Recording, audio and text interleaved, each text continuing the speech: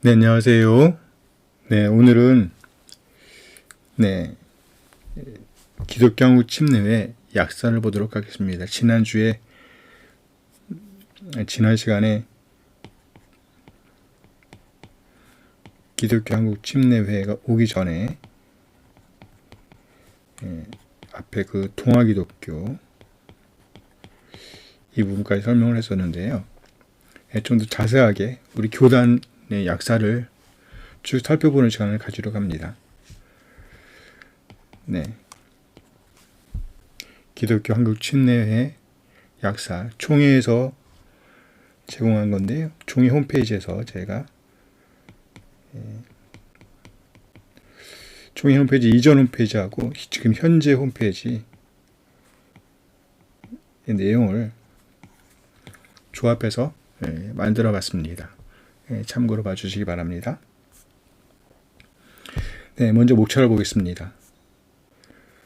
먼저는 교회 태동기입니다. 교회 태동기 1889년에서 1905년까지인데요. 1889년은 페닉 선교사, 페닉 선교사가 캐나다 선교사였죠. 캐나다 선교사. 26세의 나이로 한국에 우리나라에 입국한 때이죠. 선교사로 입국한 때입니다. 그래서 이때부터 시작됩니다. 1889년부터 1905년까지. 그 다음에요. 대한기독교회 시대입니다. 대한기독교회 시대 1906년에서 1920년까지고요. 그 다음에 동아기독교회 시대입니다. 1921년에서 1932년까지. 동아라는 의미는요. 동북아를 선교 대상으로 삼고 복음화한다 이런 의미가 담겨 있습니다. 대안이라는 말을 못 쓰게 하니까 동아라는 의미로 바꿨습니다. 바꾸면서 의미를 담았죠. 동북아를 선교 대상으로 삼고 복음화한다. 네 번째 시대는요. 동아 기독대 시대입니다. 이 교회란 말을 또 반대했어요. 이 교회라는 명칭이 세속적이라고 생각했습니다. 페닉 선교사가요. 그래서 목자이신 예수님을 따르는 무리이라는 의미를 담아서 대로 바꿨습니다. 교회가 대로 바뀌었죠. 이 교회라는 의미가 너무나 그렇죠? 교회라는 명칭이 너무나 세속적이라고 생각을 했다는 거예요. 누가요? 페닉 선교사가. 그래서 이 교회라는 의미를 대라는 말로 바꿨단 말이죠. 그 다음에 다섯 번째 시대는요. 동아 기독교 시대입니다. 이 대가 교로 바뀌었죠. 이 명칭이 일제가 주장하는 거예요. 천황 군대에 저항하는 느낌이 든다라고 해서 일본의 요구에 따라서 대를 교로 바꾼 겁니다. 교.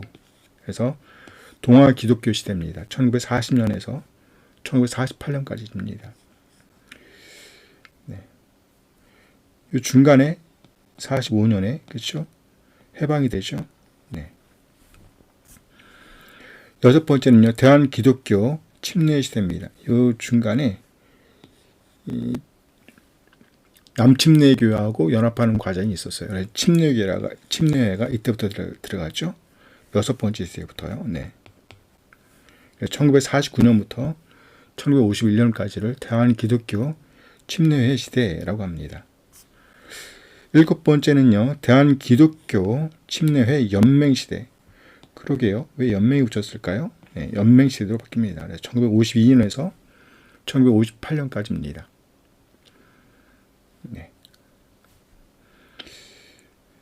그 다음에요.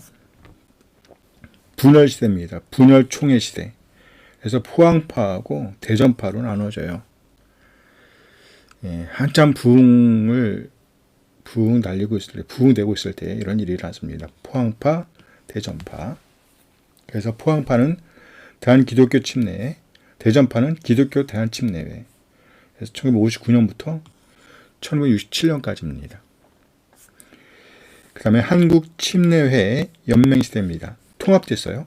다행이죠. 통합됐어요. 그래서 1968년에서 1975년까지입니다. 그리고 마지막 열 번째는요. 기독교 한국침례회 시대입니다. 현재까지죠. 1976년부터 현재까지가 기독교 한국 침례회 시대라고 합니다. 기독교 한국 침례회 시대. 그러면 차근차근 내용을 살펴보도록 하겠습니다. 먼저는 교회 태동기입니다. 교회 태동기 1889년부터 1905년까지예요.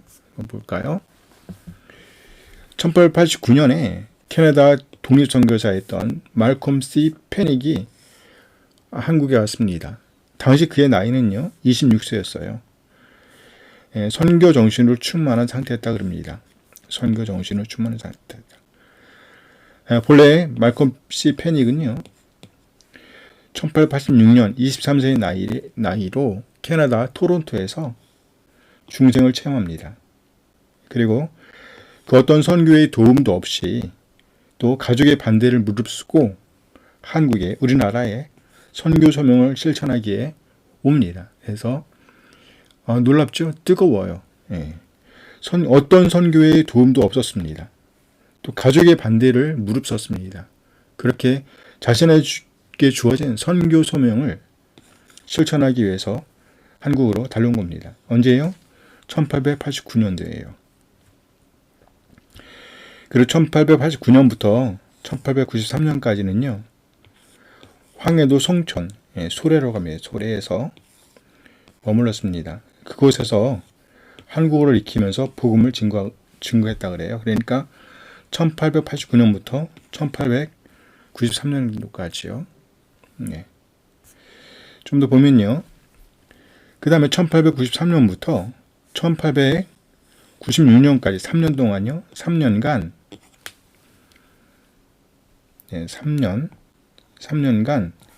미국 보스턴의 클라랜돈과 침례교회를 다녀마던 고든 목사 밑에서 신학과 선교 훈련을 받았다 합니다. 그러니까 미국으로 건너온 거예요. 톰이. 미국으로 건너가서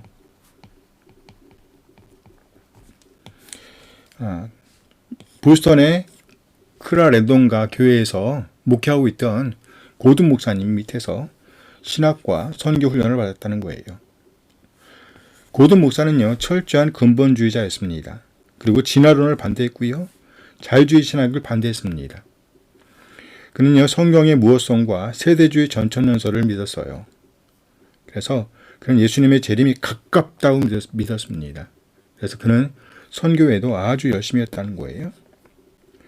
페닉은요, 고든 목사의 영향을 받아서 침례교로 방향을 정했습니다. 그리고 페닉 선교사가 가르친 것은요, 고든 목사한테 영향을 받았기 때문에 고든 목사의 신학 사상과 아주 유사했다 그래요. 대체적으로 보면 성경 읽기, 진화론 반대, 세속교육 반대. 그래요. 당시 시대가 시대인 만큼 일제시대였잖아요. 그 세속교육이 복음적이지도 않고, 그래서 반대를 했다는 말이죠. 그 다음에 지상천국 왕국에 대한 소망을 가지고 있었다 그래요.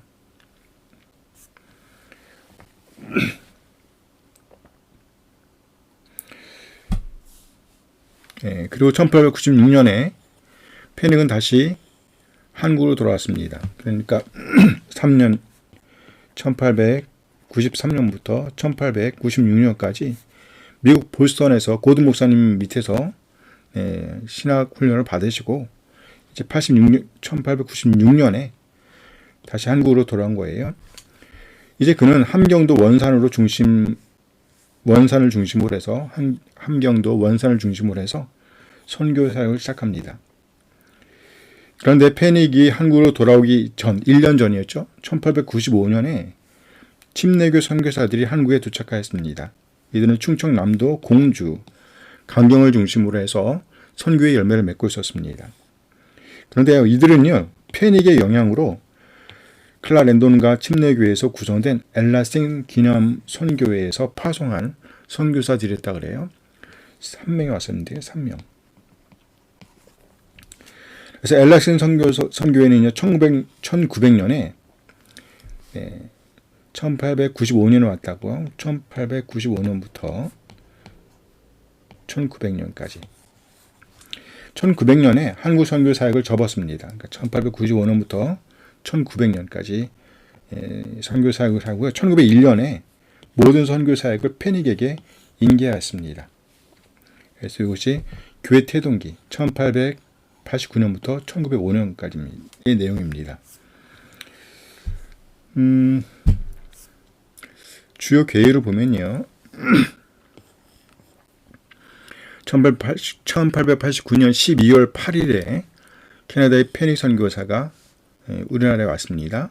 그 다음에 1993년부터 1896년까지 3년간이죠. 3년간 페닉 선교사는 미국의 보스턴의 클라렌돈가 침례교회에서 그 교회 담임 목사인 거든 목사님 밑에서 신학과 선교 훈련을 받습니다. 1895년에 그런데 그가 귀국하기 1년 전이죠. 1년 전 1895년에 보스턴 침례교회 엘라스 기념 선교회에서 3명의 선교사가 파송됩니다. 1896년에 돌아오지요. 원산에서 한국순회 선교회에 설립을 합니다. 1903년에 공주에서 교육자 양성기관인 성서학원을 개원합니다. 이것이 제1기인데요. 교회 태동기입니다. 교회 태동기 1889년부터 1905년까지의 내용을 본 겁니다. 이제 두 번째 시대인데요. 대한기독교회 교회 시대입니다. 대한기독교회 시대. 기독이란 말은 무슨 말인지 아시죠? 기독.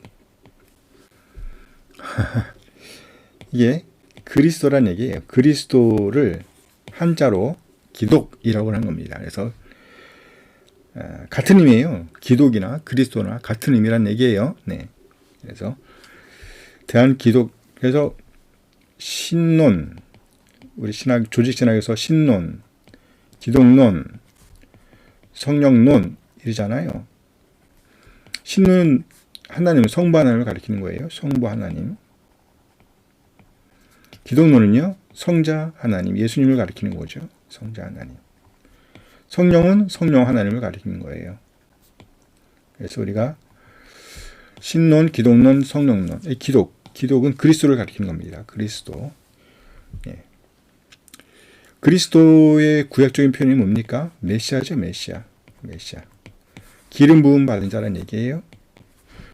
구약에서 이것은 사설인데요. 구약에서 기름 부음 받은 자는 세 종류죠.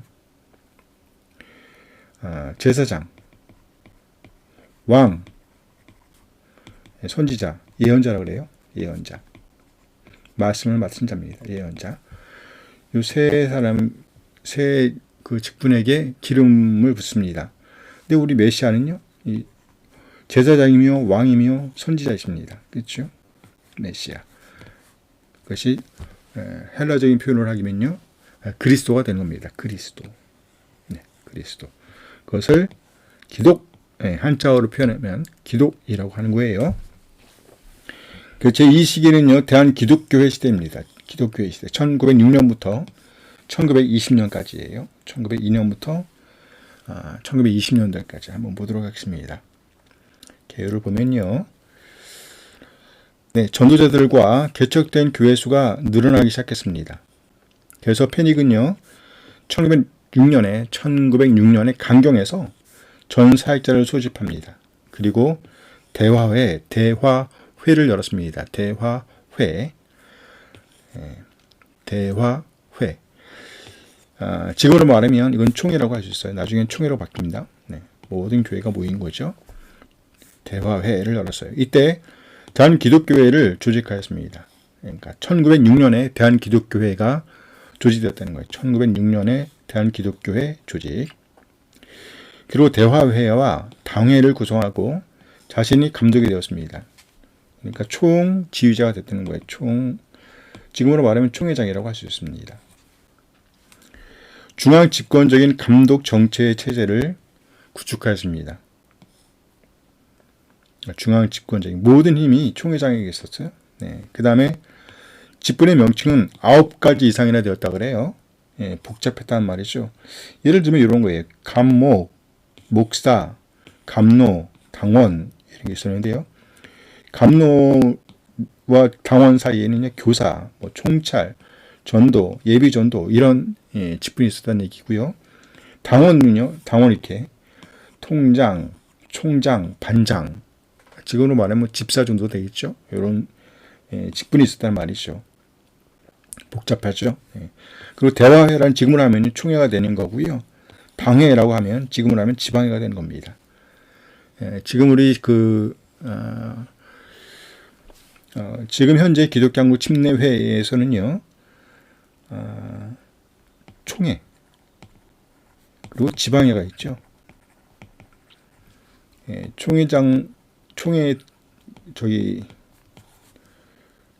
총회장이고요. 총회의 제일 수장은 총회장이고 지방의 제일 수장은 지방회장 이 정도로 합니다. 그리고 직분으로는요. 지금은 집사, 목사와 집사 두 직분만 있어요. 그렇죠? 네. 이것이 나중에 이렇게 최종적으로 이렇게 됩니다. 과정이 좀 있어요.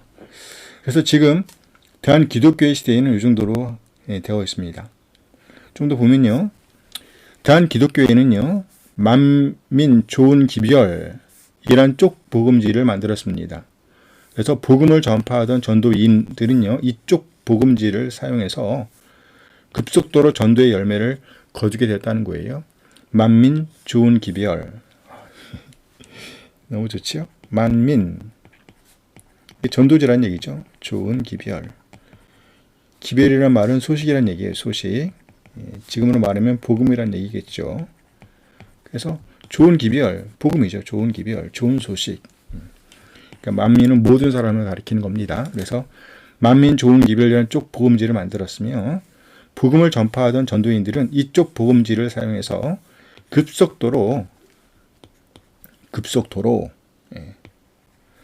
전도의 열매를 거두었다는 거예요. 그래서 원산에서 시작된 복음의 열매는요. 만주, 강도, 시베리아에서도 열매를 맺게 되었습니다.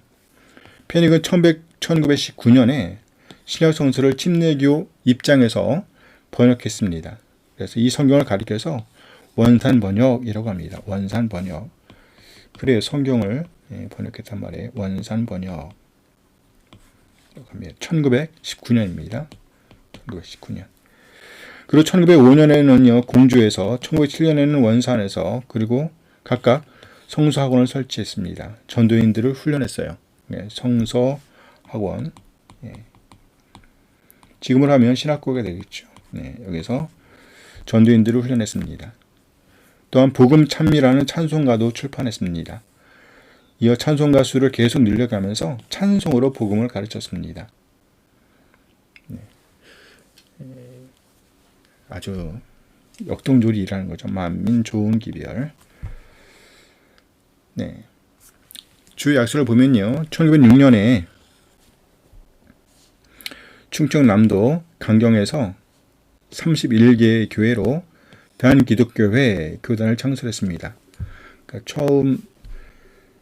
처음 교회가 뭐예요? 대한기독교회 이렇게 되는 거예요. 대한기독교회. 이렇게 보시면 됩니다. 초대 간목은 누구예요? 페닉 선교사가 초대 간목입니다. 지금으로 말하면 뭐예요? 총회장이라는 얘기죠. 총회장. 중앙 집권식이기 때문에 아주 막강한 파워를 가지고 있었습니다. 중앙 집권.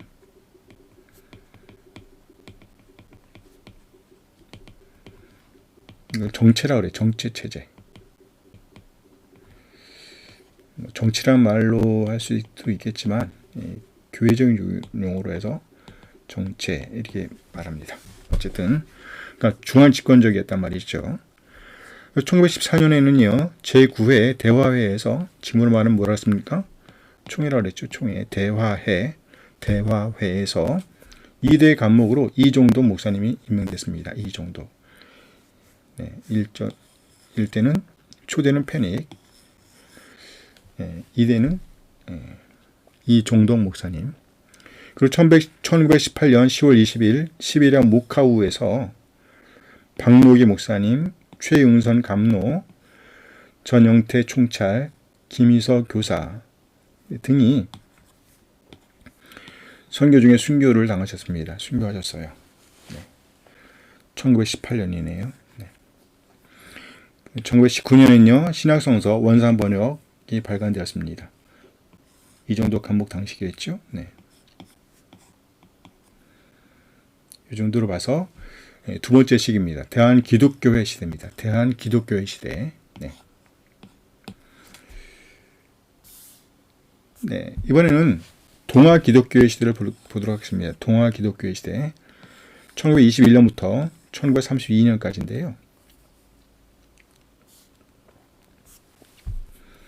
동아기독교회 시대. 네, 3.1 운동 이후에 일제는요, 교회 탄압을 시작합니다. 1919년 3.1 운동 이후에 일제는 교회 탄압을 시작했습니다. 이때 일제는요, 대한이라는 명칭이 합당하지 않다면서 교단 명칭을 개정을 강요하였습니다. 그래서 1921년 교단 명칭을 대한기독교에서 이 대한을 거꾸로 했단 말이잖아요. 그렇죠? 그래서 그걸 빼고 대한 대신에 동아기독교회로 바꿨습니다. 그 의미는요, 동아라는 의미는요, 동북아를 선교 대상으로 삼고 복음화한다는 뜻입니다. 예. 동북아를 선교 대상으로 삼고 복음화한다 이라는 뜻을 담았습니다. 동아기독교 시대는요, 일제 탄압으로 많은 순교자가 발생했습니다. 또 만주에서 활동하던 공산주의자들의 만행으로 인해서 순교당하는 일들이 많았어요. 그래요. 일제 탄압과 공산주의자들의 탄압이 있었다는 말이죠. 일제 탄압과 공산주의자들의 탄압이 있었습니다. 그래서 1921년 손상열 목사는요, 독립군 첩자로 위임되어서 일본 현병에게, 그리고 1925년 만주 길림성에서 전도하던 6인의 침례교 전도자는 공산당원에게 순교를 당하였습니다. 특히 이현태 선교사는요, 몽고에서 30개의 교회를 개척했는데요. 그리고 몽고족에게까지 복음을 전하고 있었습니다. 근데 이현태 교사는요, 1928년 몽고 토족에게 순교를 당하게 됩니다. 1932년에는요, 만주 종성동 교회에서 심화하시던 김영국 감로, 김영진 목사, 이 형제인데요. 형제가 공산당에 의해서 죽임을 당했습니다. 당시 이분들은요, 공산당원에 의해 살가죽이 벗겨지는 고문을 당하고 아주 장렬히 순교하셨다고 합니다. 그래요. 네, 편익 선교사는요, 1925년부터 편공부라고 불렸습니다. 편공부. 그는 일제의 탄압 속에서도 달편지를 매달 발간했습니다. 달편지는요, 매달 각 교회에 발송되었고요. 교회는 이것으로 달편지로 신앙을 지도하였다고 합니다. 1926년에 일본의 세속교육이 합당하지 않다고 하여서 이를 폐지했습니다. 그러니까 일제에 의한 교육을 받지 않는 걸로, 받지 못하게 만들었어요.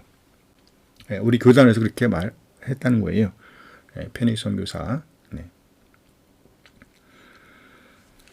주요 약사를 한번 보면요. 다시 정리를 해보겠습니다. 주요 약사를 보면요. 1921년에 교단명을 대한기독교회에서 동아기독교회. 이 대안을 일본이 싫어했단 말이잖아요. 일제가 싫어했어요.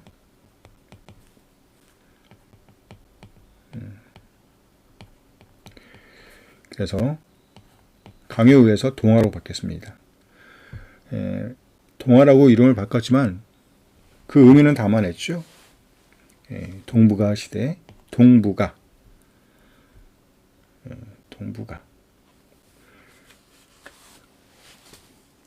동북아를 복음으로 통일한다. 뭐 이런 얘기죠. 복음화한다. 이런 의미를 담아서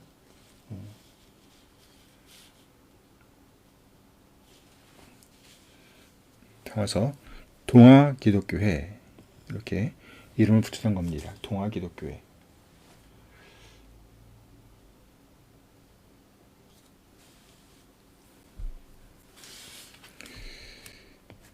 네.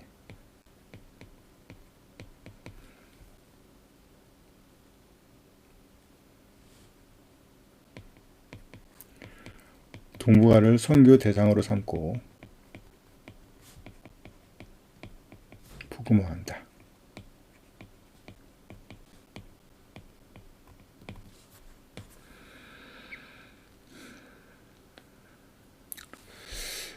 (1921년) 같은 해인데요. 만주 선교사 송상열 목사가 순교를 당했죠. 일제 총탄에 의해서 순교를 당했습니다. 그리고 25년 4월에는요. 만주에서 6인의 전도인이 순교를 당했습니다. 전치구 감옥 당시인데요. 그 내용을 그 명단을 한번 보도록 하겠습니다. 전도인 김상준, 안성찬, 이창희, 박문기, 김희주, 윤하경 이상 6명이요. 공산당원에 의해서 순교를 당하였습니다. 그리고 1928년에는요. 이현태 교사가 몽고 선교 중에 순교를 당했습니다. 그리고 1932년에는요. 9월 14일 만주 간도성 종성동 교회의 김영진 목사, 김영국 감로 형제, 그 다음에 정춘보 신도와 이규현 총장, 지금으로 하면 집사인데요. 이상 4명이 4명이 공산당에 의해서 순교를 당합니다. 그래요. 동아 기독교의 시대입니다. 1921년부터 1932년까지의 역사를 봤습니다. 제4기는요. 동아 기독대 시대입니다. 동아 기독대 시대. 1933년부터 1939년까지입니다. 1933년부터 1939년도까지 한번 보도록 하겠습니다. 네, 1933년 편공부 누굴 가리키는 거예요? 페닉스 선교사를 가리킬 겁니다.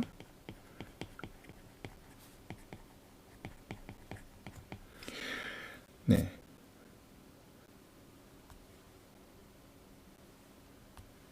네, 편공부는요. 교회라는 명칭이 세속화되었다고 느꼈습니다. 네, 그래요. 이 교회라는 명칭이 세속화되었다고 느꼈단 말이에요. 그래서 교단 명칭을 동아기독교회에서 동아기독대로 바꿨습니다. 기독대로 바꿉니다. 여기 대란 목자이신 예수님을 따르는 양무리라는 의미를 담는 거예요. 목자이신 예수님을 따르는 양무리. 목자이신 예수님을 따르는 양무리. 이런 의미를 담아서 동아기독교회에서 동아기독대라는 교단명으로 이름을 바꾼 거예요. 동아기독대.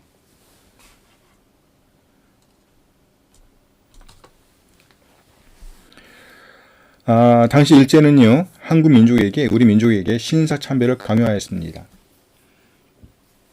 신사참배. 그렇지만 동아기독대는요, 달편지를 통해서 신사참배에 절대 참여하지 말라고 명령하였습니다. 이로 인해서 1935년 원산에서 5명의 지도자들이 옥고를 치렀습니다. 절대 신사참배에 가담하지 마라. 또 이 기간에 우리 교단은요, 편공부 내외가 사별하는 스품을 갖습니다. 편공부. 네. 편익 선교사죠. 편익 선교사가 별세합니다. 네. 1933년에는요, 편공부의 부인인 하인지 여사가 별세하셨고요. 1935년에는요, 편공부가 별세합니다. 그래서 편익 선교사는요, 46년 동안의 찬란한 선교 업적을 남기고 72세의 나이로 별세하셨습니다. 그래요. 그러니까 제4기 동아 기독대 시대에 편공부 편익 선교사가 별세하십니다. 72세의 나이로 별세하셨습니다. 26세의 나이에 우리나라에 와서 46년 동안 선교를 하시다가 72세의 나이로 별세하셨습니다. 네, 주의 약사를 보면요. 1933년에 교단명을 개명했습니다. 동아 기독교회에서 기독대로 바꿨어요. 이 교회라는 의미가 너무나 세속적이라는 생각이 들었단 말이죠. 세속적이다. 그래서 기독대 뜻은 뭐예요? 목자이신 예수님을 따르는 양무리, 이런 의미를 담아서 기독대라고 이름을 붙였단 말이죠. 그리고 1935년에 12월 16일 편익 선교사는 별세하십니다. 그래서 46년간 한국 선교 후 72세의 일기로 원산에 안장되셨습니다. 당시 감목은 김영관 목사였습니다. 네, 이제 지금까지 제4기였습니다. 제4기 동아기독대 시대입니다. 1933년에서 1939년까지 이제 제5기를 보도록 하겠습니다. 동아기독교 시대입니다. 동아기독교 시대. 본래는 뭐였어요? 대였죠. 기독대. 그런데 기독교 시대로 바뀝니다. 1940년부터 1948년까지입니다. 이 사이에 45년 있죠. 광복의 해가 있습니다. 1940년부터 48년까지. 네, 내용을 보도록 하겠습니다. 네, 여긴 좀 복잡할 것 같네요. 그래요. 동아 기독교 시대입니다. 동아 기독교 시대. 네, 1940년 일제는요, 동아 기독대라는 명칭이 천황 군대에 저항감을 준다고 느꼈습니다. 대란 말이요. 이 대란 말이. 그래서 다시 일본은요, 교단명의 개정을 요구했습니다. 일본에서 교단은요, 다시 기독대에서 기독교, 그렇죠? 동아 기독교라고 개정했습니다. 동아 기독교. 일본은 만주를 점령한 이후에 1941년에 만주에 있는 6개 교파의 교회들을 만주 기독교 총회라는 연합교단으로 형성했습니다. 이로 인해서 만주 지방의 100여 침례 교회는 형식상 한국의 교단과 분리되었습니다. 그러니까 이 6개 교파 가운데 침례교회가 포함이 안 됐단 말이겠죠. 네. 그래서 형식상 한국의 교단과 분리되었어요. 100여 정도의 교회가 있었다고 그러는데요. 이 침례교회가 형식상 한국의 교단과 분리되었습니다. 또한 일제는 소위 원산사건이라 불리는 동아기독교 탄압을 감행했습니다. 담대하게 쳤단 말이에요. 동아기독교 탄압. 그래요. 그래서 1941년에는요, 침례교 신약전서 6,500부와 복음찬미 550부를 수록했고요. 1942년에는요, 동아기독교의 지도부 32인을 원산 형무소에 투옥시켰습니다. 그 다음에 44년에는요, 지방법원인 하문재판소가 동아기독교의 해체 명령을 냈습니다. 해체 명령을 내렸어요. 이로 인해서 44년이니까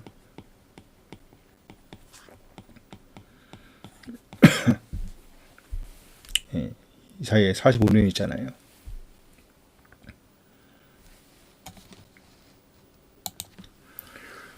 그러니까 광복이 끝날 때까지 그렇죠. 쭉 이어지는 거예요. 15개월이니까.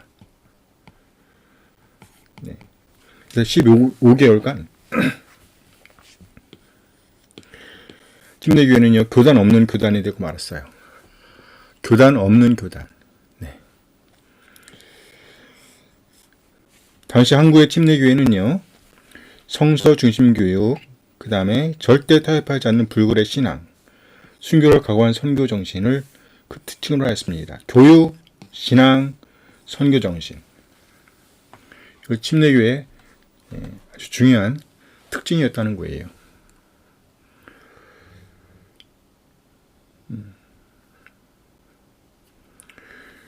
아직까지 교단 명예는 침례교회라는 이름이 안 들어가 있어요. 그렇죠. 하지만 이미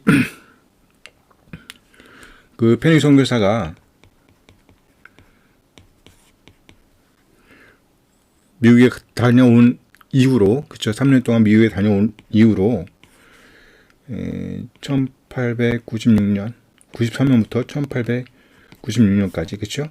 3년 동안 미국에 다녀온 이후로 이미 페닉 선교사는 침례교인이 됐어요. 침례교인, 그렇죠. 침례교 정신을 가지고 있었단 말이에요. 그래서 한국의 침례교회는 이미 성서 중심의 교육, 그 다음에 타협하지 않는 불굴의 신앙, 그리고 순교를 각오한 선교 정신을 그 특징으로 하고 있었다는 얘기예요. 네, 1941년 당시에 동아 기독교는요, 한국 전역과 만주에 각각 100여 교회를 그 다음에 시베리아 지역에 시베리아 지역입니다. 시베리아 지역에 47개의 교회, 몽고에는요 수십 개의 교회가 있었고요. 그러니까 상당한 교회를 지니고 있었다는 얘기예요. 교사를 지니고 있었습니다. 그리고 1945년에 해방의 기쁨조차 침례 교단의 상처를 치유하기는 미약했습니다. 교단 해체의 상처가 15개월이나 지속되었고요. 더구나 38선 분열로 인해서 북쪽의 기지를 송두리째 상실하였습니다. 보세요. 만주, 그리고 주로 북한 쪽이었거든요. 북쪽. 그러니까 여기 시베리아. 그러니까 이 북쪽이 다 송두리째, 북쪽의 기지들이 송두리째 상실하였단 말이죠. 38선 분열로 인해서. 그래서 한국의 침례교회는 꺼져가는 심지와 다를 바가 없었습니다. 심지어 타 교단의 귀속되자는 견해도 대두되었습니다. 그렇지만 침례교단은 다시 일어섰습니다. 놀랍지요? 다시 일어섰어요.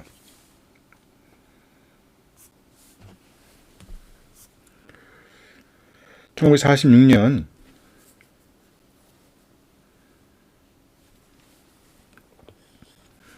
남한의 22인의 침례교 지도자들은요, 교단 재건회의를 개최했고요.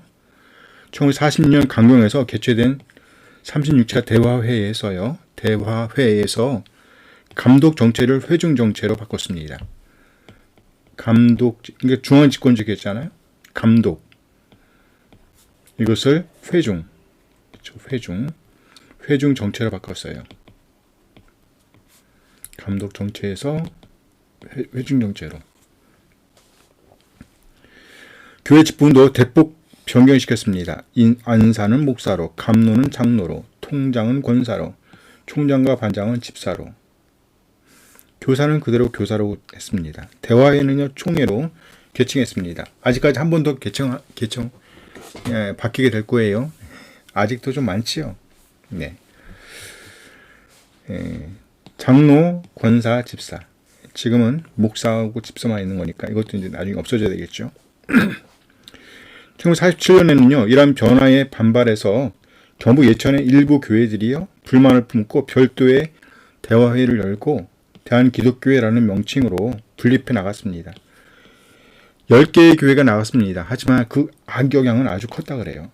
그렇죠. 분리돼서 나가네요. 다시 일어서라고 하는데 다시 심지를 끄는 그런 일이 일어난 겁니다. 아주 안타까운 일이죠.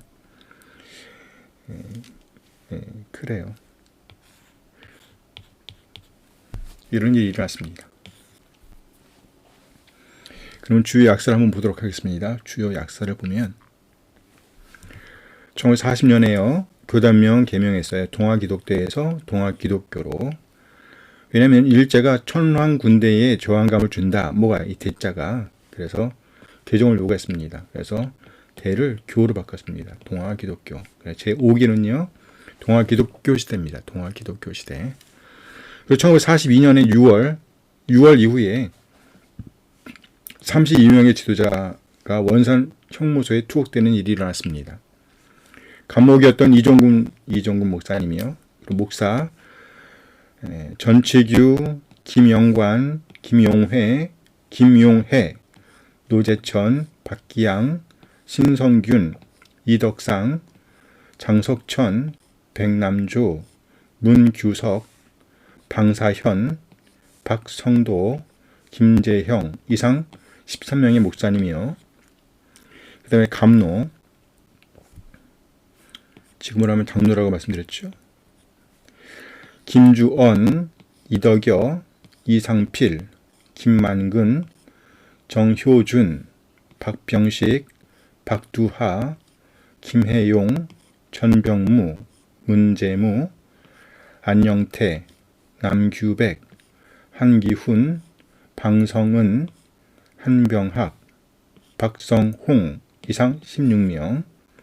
교사 윗준혁, 강주수 이상 2명. 그래서 16, 그래서 32명의 지도자들이 원산 형무소에 투옥되는 일이 일어났습니다.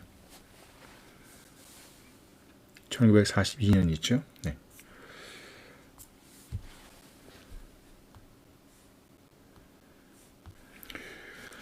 그리고 44년에는요, 2월 13일에 3대 감목 전치규 목사님의 순교하십니다. 전치규 목사님이 순교하세요. 함흥 형무소에서 고문을 받다가 아주 차가운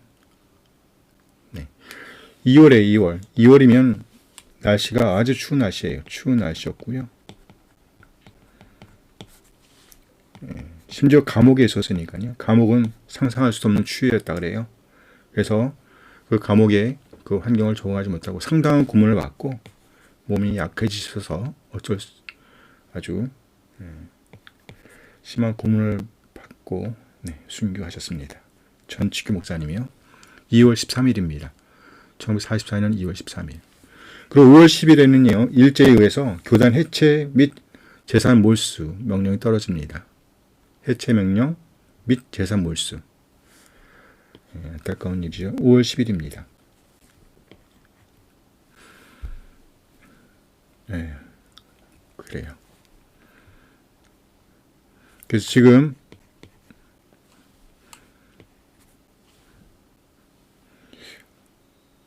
이게 원래 발단이 된 건 뭐예요? 신사참배 반대랑 관련된 거잖아요. 그래서 지금 우리 그 총회에서는 5월 10일 날을 기념일로 정하고 있는 것 같아요. 그렇죠? 기념일로 정하고 있습니다. 5월 10일 일제의 교단 해체 및 재산 몰수. 네. 45년 제15대 감목 이종근 목사님께서 순교하십니다. 만주에서 공산당에 의해서 순교를 당하셨습니다. 제15대 감목 이종근 목사님이요. 1946년에는요. 36차 강경대화회에서 감독 정체가 회중 정체로 바뀌었고요. 교회 직분도 대폭 변경되었습니다. 그렇지만 이걸 반발로 1947년에 일부, 그러니까 10개의 교회가 이탈을 하고 대한기독교회라는 명칭으로 총회를 가졌다 그래요. 그러니까 바꾸는 게 쉽지가 않아요. 그렇죠? 네. 어쨌든 이런 일이 있었습니다. 제5기입니다. 1940년부터 1948년까지 제6기입니다. 대한기독교 침례회 시대입니다. 이제 기독교와 침례회가 들어간다는 것은 미국의 남침례교와 연합이 남침례교하고 제휴가 이루어졌기 때문에 이제 침례회라는 이름이 정식으로 들어가기 시작합니다. 1949년부터 51년까지 대한기독교 침례회 시대입니다. 대한기독교 침례회 시대.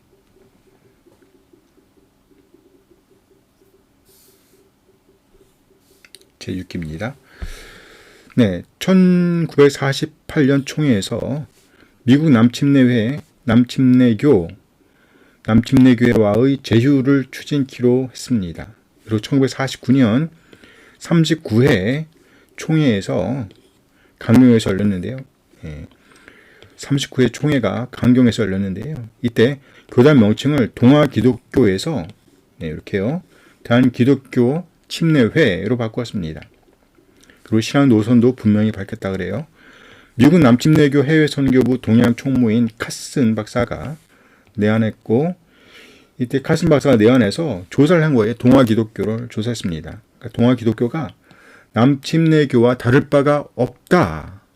특히 신앙과 행습을 지니고 있다는 부분에서 그렇죠? 남침례교와 다를 바 없는 신앙과 행습을 지니고 있다라고 확신했습니다. 카슨. 네. 그리고 1950년에는요. 존 에버너티 나 요한 선교사 부부가 내한함으로써 본격적으로 남침례교 선교 시대가 열렸습니다. 1951년에는요.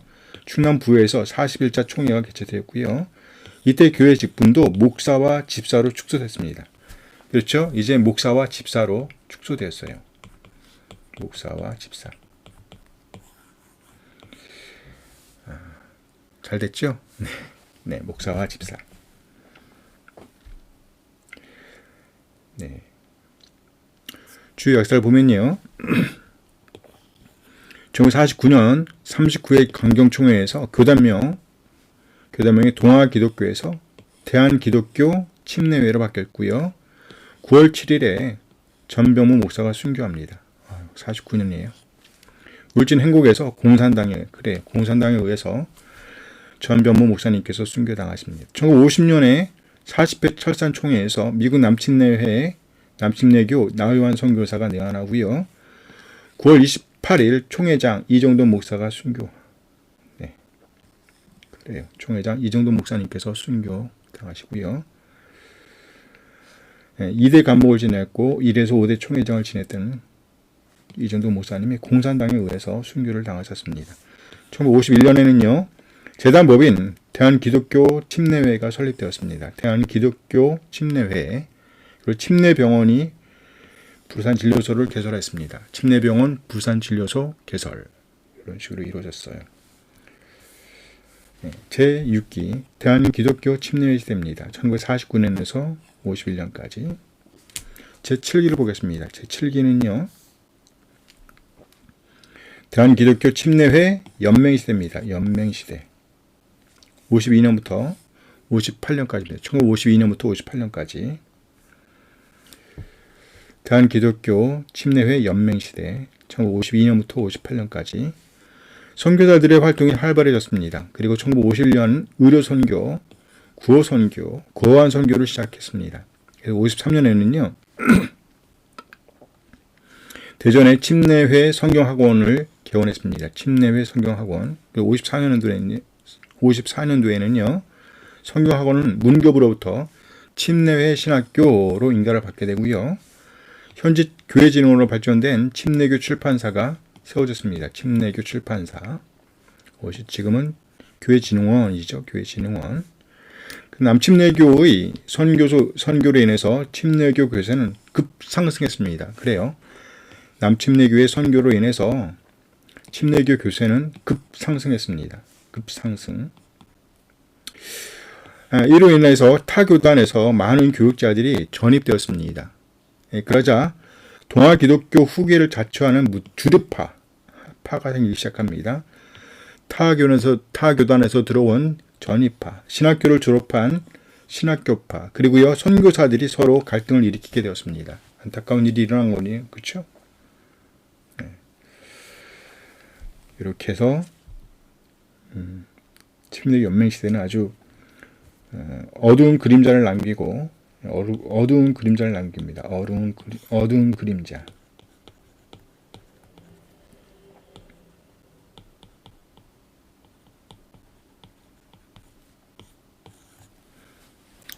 주요 계율을 보겠습니다. 주요 약사를 보면요. 1952년에 42회 칠산총회에서 대한기독교 침례회가 대한기독교 침례회 연맹으로 바뀌었고요.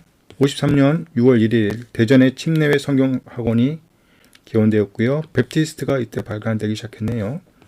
지금 54년에 7월 7일 침례신학교로 문교부 인가를 받고요. 전국 여전도 연합회가 창립되었습니다. 그리고 1955년 8월 19일에는요. 침례회보가 발견되었고요. 왈레스 기념병원 침례병원이 개원됐습니다. 왈레스 기념 침례병원. 1958년은요. 침례회 출판부가 발족됐습니다. 현재 교회진흥원이죠. 침례교 출판부 발족. 현재 교회진흥원. 제7기였습니다. 제7기 대한기독교 침례회 연맹시대 52년부터 58년. 다음은 제8기를 보겠습니다. 제8기는 분열총회 시대입니다. 안타까운 일이죠. 분열되었어요.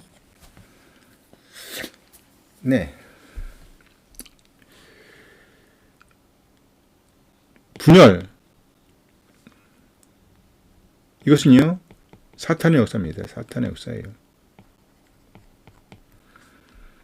싸우고 찢어지는 것. 싸우고 찢어지는 것은 절대로 하나님의 역사는 아니죠. 하나님의 역사는요, 세우고 파송하는 거죠. 싸우고 찢어지는 것 절대 하나님의 뜻이 아닙니다. 그런데 이런 싸우고 찢어지는 역사가 일어났습니다. 1959년부터 67년까지입니다. 그래서 포항파가 대전파, 포항파는 대한기독교 침례회, 대전파는요 기독교 대한침례회. 1959년부터 1967년까지 8년이에요. 8년. 짧지 않죠?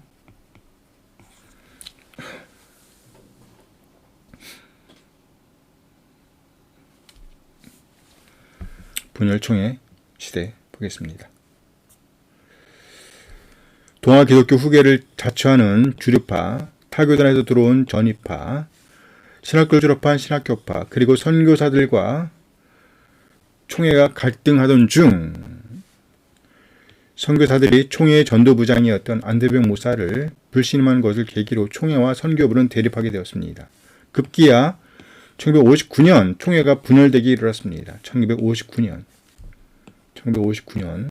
총회가 분열되었습니다. 그래서 주류파를 중심한 대전 측은요 기독교 대한침례회로, 포항 측은요 대한기독교, 여긴 기독교 대한침례, 여기는요 대한기독교 침례회로 교단 명칭을 정했습니다. 그러다가 신학교를 졸업한 신진파들의 등장으로 분위기가 바뀌기 시작했습니다. 그래서 결국 1968년 4월 역사적으로 합동총회를 개최하게 되었습니다. 이건 다음기죠. 다음기. 68년은 다음기입니다. 68년이니까 67년까지잖아요. 다행이죠.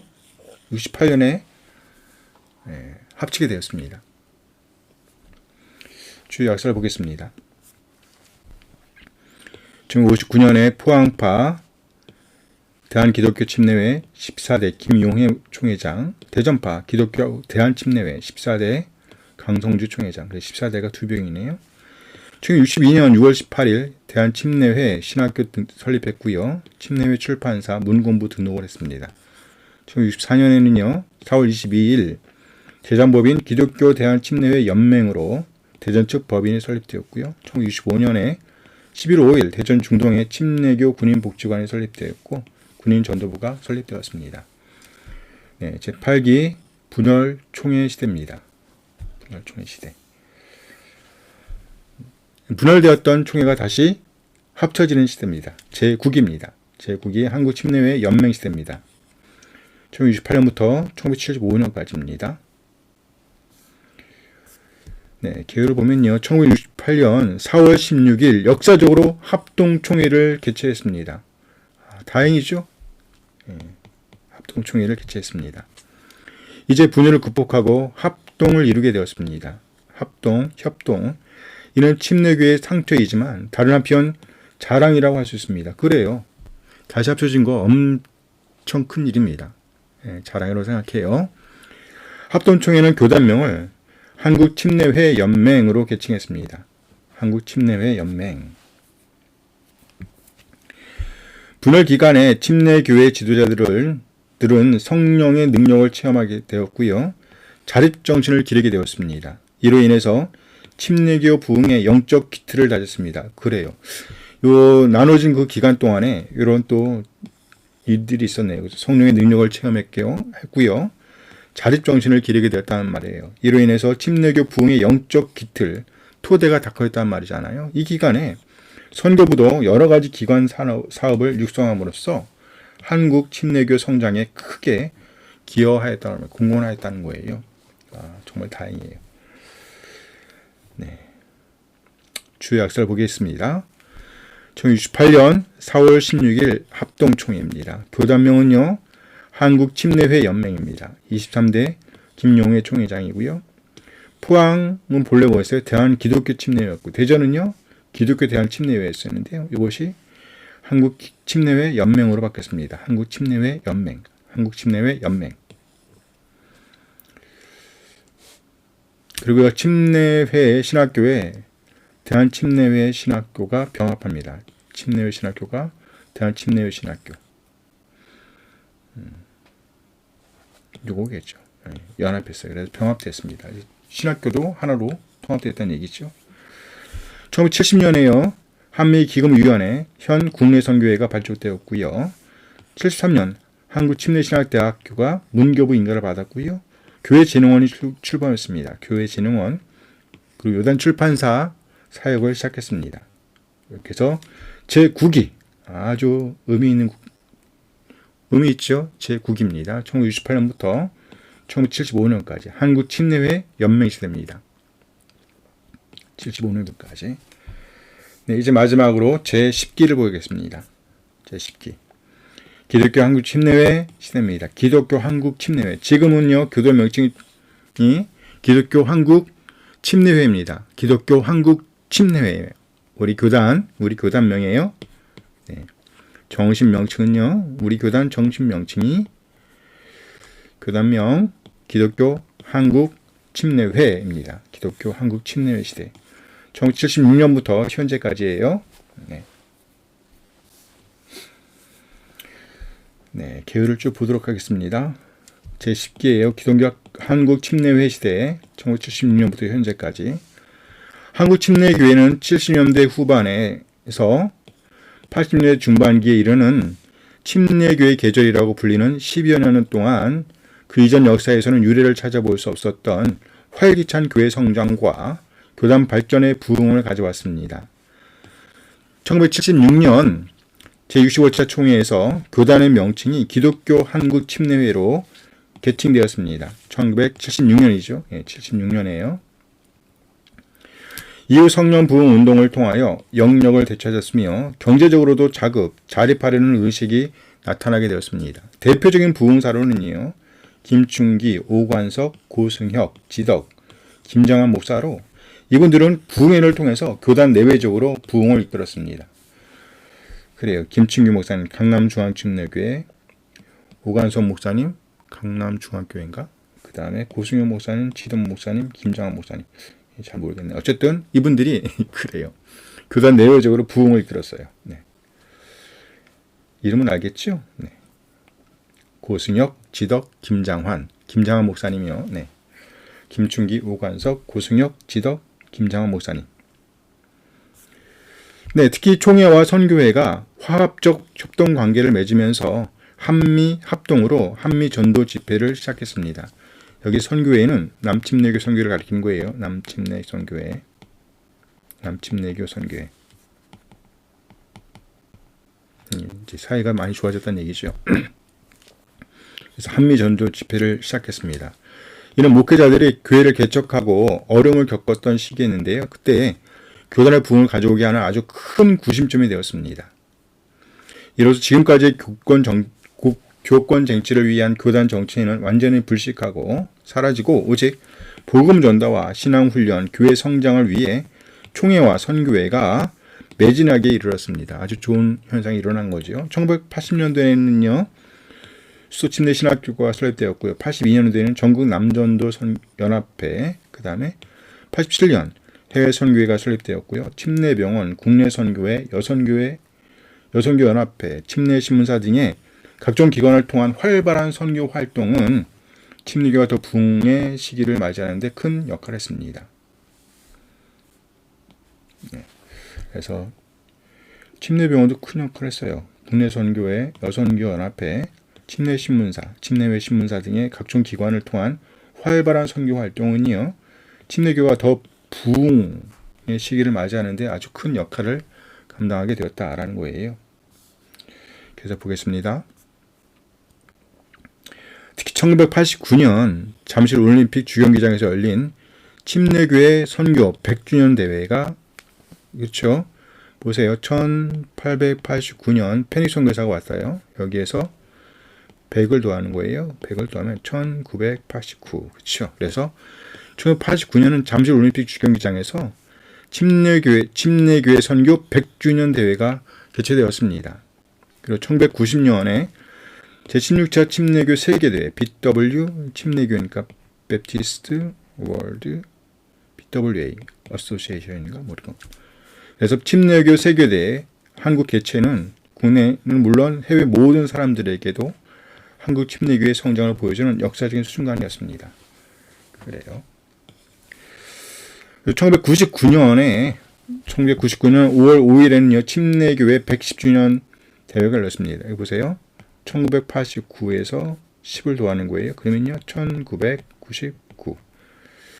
1999년 5월 5일에는요, 침례교회 110주년 대회를 같은 장소, 어디에 했어요? 잠실 올림픽 주경기장에서요. 주경기장에서 10만 성도가 참가한 가운데 성대하게 치러졌습니다. 그래요. 침례교회 110주년 대회. 아마 참여한 분도 계실 거예요. 네. 그리고 2000년 1월 8일에는요, 호주 멜버른에서 개최된 제18차 침례교 세계대회에서 전 세계 115개국 201개 총회 및 연맹이 가입되어 있는 침례교 세계연맹 BWA 총재로 한국의 김장한 목사가 선출되었습니다. 이처럼 세계 속의 한국 침례교회의 위상을 드러내게 되었습니다. 한국의 침례교회. 좀 더 볼까요? 이와 같이 한국의 침례교회는 1889년 페닉 선교사가 이 땅에 복음의 씨앗을 뿌린 이후 한국 교회뿐만 아니라 세계 선교에 크게 공헌하는 교단으로 성장하게 되었습니다. 이것은 교단이 끊임없이 자기 성찰과 개혁을 이루었기 때문이며 또 철저하게 성경의 원리를 따른 결과일 것입니다. 그래요. 어려운 시기들을 많이 겪었죠. 네. 이제는 한국의 침례교회가 이 사회를 성령의 능력으로 변화시킬 사명을 감당해야 할 때입니다. 또 우리의 형제 국가인 북한 선교에 힘을 실어야 할 때입니다. 이렇게 해서 개요를 마치고요. 약사를 보겠습니다. 좀 긴데요. 이것은 쭉 그냥 살펴보는 걸로 하겠습니다. 1976년에 교단명이요, 한국침례연맹에서 기독교 한국침례회로 확정된 거죠. 기독교 한국 침례회 시대입니다. 지금까지 현재까지예요. 침례회보가 복관되었고요. 79년에 옥천 침례회 수양관이 개관되었습니다. 80년에는요 10월 30일 수도침례신학교가 설립되었고요. 82년에는요 4월 30일 수도침례신학교가 문교부 인가를 받았습니다. 그리고 전국 남선교 연합회 창립. 83년은요 침신대 종교음악과 인가 BWA 16차 총회 한국유치 확정. 85년 구해진흥원 요단서적 개원. 86년 루이지애나 총회와 자매결연. 87년은 해외선교회 설립, 한미기금위원회를 국내선교회로 변경. 89년 침례교회 선교 100주년 대회가 이런 거예요. 100주년, 89년이잖아요. 그렇죠? 1889년 이렇게 100을 더하니까 1989년이 된 거죠. 네. 그래서 100주년, 선교 100주년. 근데 여기서 200을 빼면 1689년이에요. 이거 참고요. 참고. 런던 침례교 신앙고백서 제2차 제1차는 1540년인가 본데요. 제2차 런던 침례교 신앙고백서가 만들어졌습니다. 1889년. 다른 분은 정확하게 말하지 않는데요. 이것은 피영민 목사님께서 피영민 목사님의 책을 참조하시게요. 책. 1889년, 1689년. 그래요. 1689년, 200년 전이죠. 어쨌든 1989년에 침례교회 선교 100주년 대회가 열렸습니다. 어디에서요? 잠시 올림픽 주경기장에서요. 그리고 1990년에는요. 16차 침례교 세계대회 BWA 한국 개최. 전국 여전도 연합회 회관이 만들어지고요. 교역자 복지회 설립, 군경 투수선교회 인가, 미, 알라바마 총회와 자매결연. 1991년 총회 제2빌딩 매입, 용산구 동자동. 그 다음에 의료법인 기독교 한국 침례회 의료재단 침례병원 설립. 1992년 7월 1일 침례신학대학교 이전 유성으로 갑니다. 그렇죠? 유성 하기동 캠퍼스. 침신대 사회복지학과 인가. 93년 침례신문 미주판 발행. 95년 기독교 텔레비전 주주교단 미주 조지아주 총회와 자매결연. 97년 목회자 부부 영적 성장대회, 삼천교회 100만 성도 운동, 세계 선교 훈련원 준공. 98년 개혁개정판 성경의 침례 표기, 난외의 주.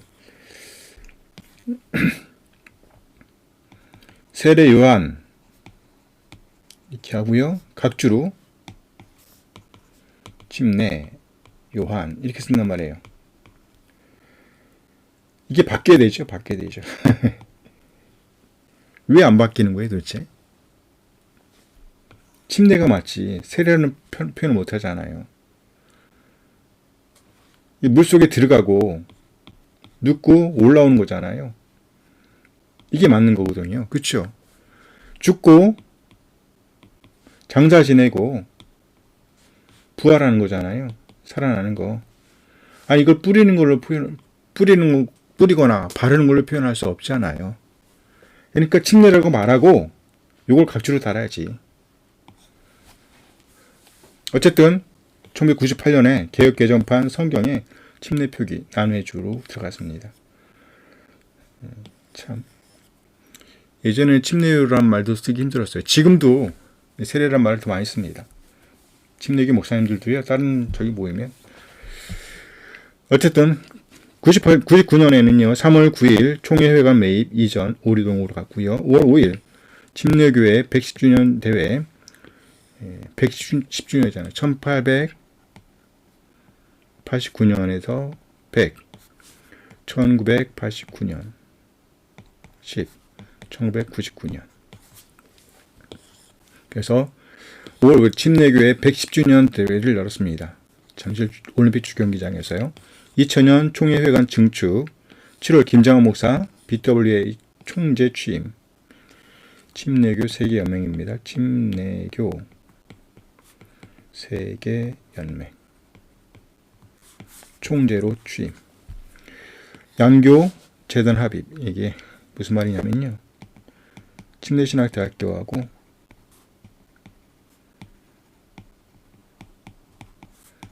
수도침례신학교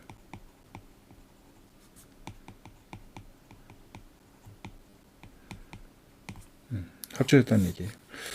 2001년은요. 대학생 단기 선교 미국 파송 2002년 서북미 주총회와 자매결연 홍수피해교회 신축 두 교회 2003년 총회 파송 군목단 전원 성지순례 2004년 BWA 상임위원회 한국 개최 2005년 7월 BWA 부총재 한명구 목사 취임 여의도 선교회관 인수협약 은급금 적립 시작 2007년 9월 역사 연감 출판 2008년 3월 31일 임시총회 꿈의 교회에서 9월 사회복지법인 이사회 출범 2009년 3월 30일부터 4월 2일 울릉도 선교 100주년 기념대회 2010년 5월 목회자 부부 영적 성경대회 경주 8월 여의도 빌딩 인수위원회 구성 9월 고든 파울링 선교사 순교비 제작 2011년 2월 호남지역 교회 이야기 발간 3월 미남침례회 선교부 여의도 빌딩 인수 9월 농어촌 도시미자립교회 목회자 자녀 장학금 지급 9천만 원이 나갔다 그러네요. 2012년 1월 목회자 자녀 영성 세미나 7월 미자립 목회자 자녀 영어 연수 2회 2013년 8월 22일 여의도 총회 빌딩 봉헌 감사 예배 그렇죠. 오리동에 있던 것이 이제 오리동 시대에서 이제 여의도 시대로 열리는 거죠. 여의도. 11월 15일 나갈랜드 침례교회 교회비의 협정서 2014년 4월 21일에서 24일 세계 한인 침례인 선교대 2015년 3월 10일 교회 성장 아카데미 1기 10주 과정 8월 24일에서 25일 부흥협력단 세미나 4차 2016년 5월 10일 네 이거네요. 그렇죠? 침례교 신사참배 거부교단 기념일 행사 그렇죠. 신사참배를 거부하다가 우리가 순교를 당하고 감옥에 갇히고 그랬잖아요. 하몽 그렇죠. 원산 등지에서 32명의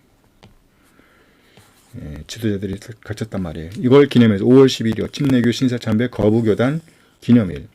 유일하게 신사참배를 거부했다는 거예요. 달편지. 12월 여의도 총회 빌딩 오리동 매각 2017년 6월 20일 교단 연금 정책 수립을 위한 임시총회 2018년 5월 14일 교학개정 및 학교권 임시총회 2019년 4월 30일에서 5월 3일 말콤 페니 선교 130주년 기념 및 세계 한인 침례인 대회 영적 성장 대회 2019년 그렇죠. 130주년이네. 그렇죠?